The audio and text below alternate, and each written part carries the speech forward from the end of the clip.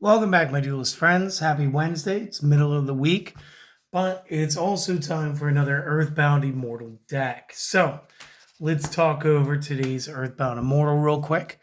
Today's deck, we want to play the Earthbound Immortal Ccarayhua. We're going to play the Chameleon. And as per usual, a lot of effects that it's going to have in common with all of the other Earthbound Immortals. Those effects are, there can only be one on the field at a time.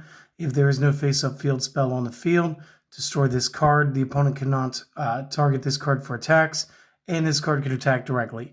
The specific effect of the Chameleon is if this card is destroyed by a card effect except its own, destroy all cards on the field.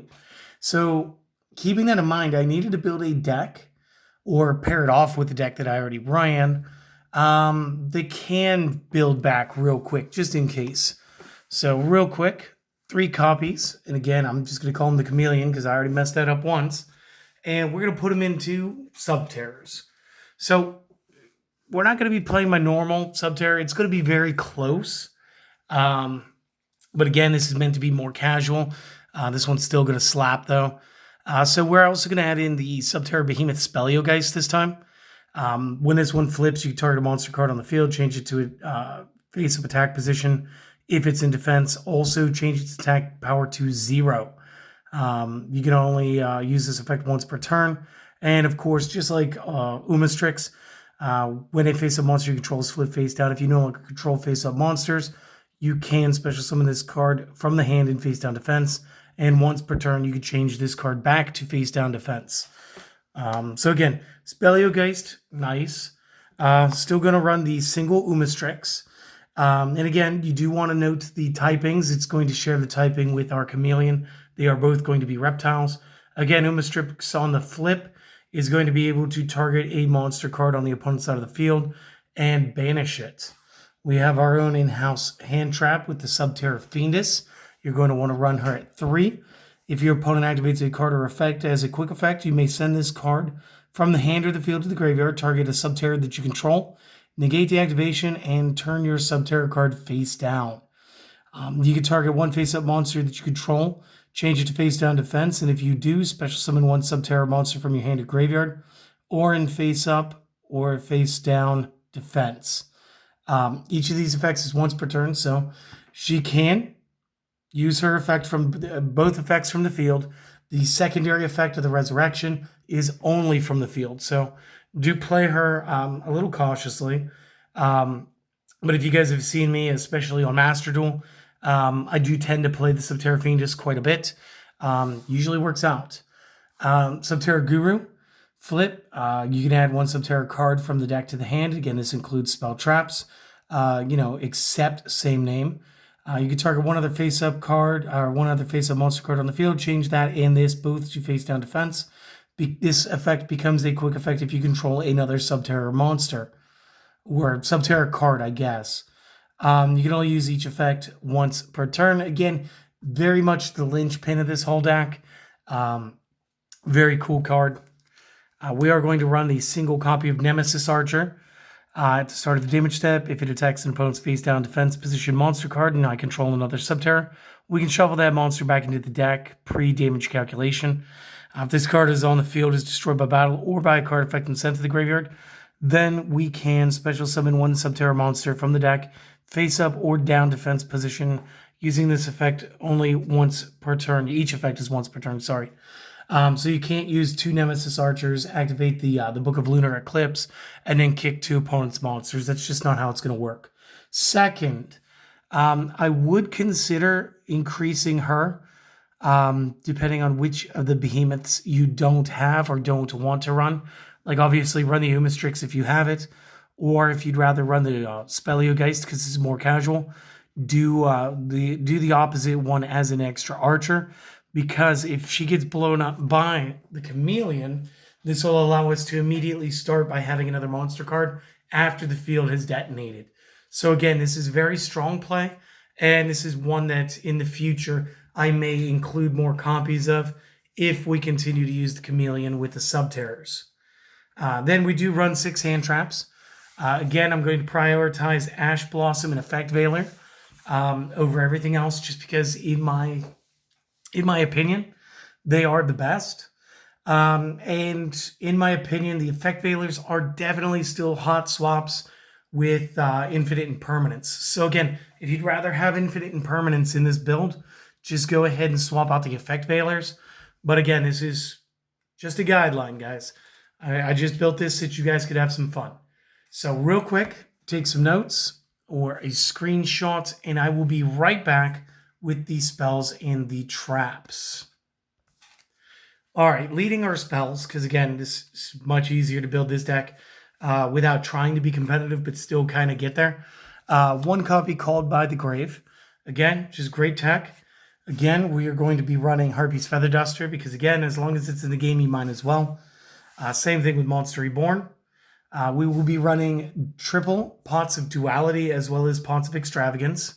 And again, this is going to help us get into our Earthbound Immortal, as well as the main strategy of the Subterror deck, while not really taking away from our options. Other spells, we are going to run 3 copies of Raigeki, a single copy of Terraforming again, and 3 copies of our Hidden City, because again, we do need a field spell in every one of these builds. So the Hidden City is going to be amazing. You are going to get these 4 effects. When activated, you can add a Subterror monster from deck to hand. Once per turn, change your face down defense position Subterror to face up attack or defense.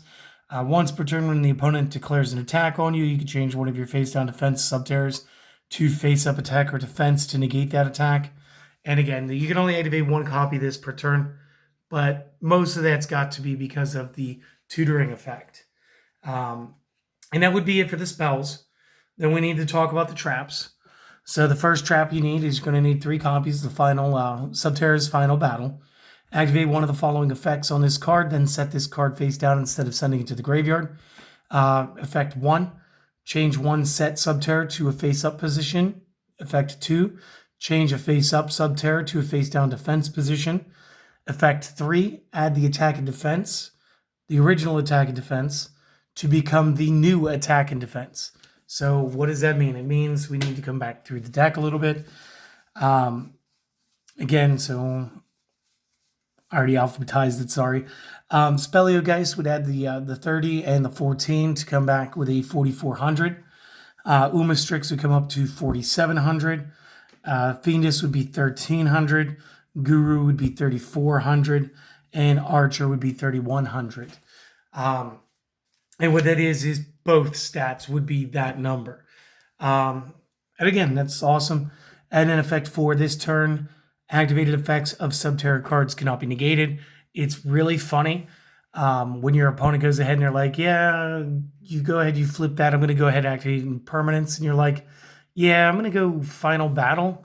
Final Battle will resolve first, and then like the impermanence is negated. So it's kind of funny. Just is what it is.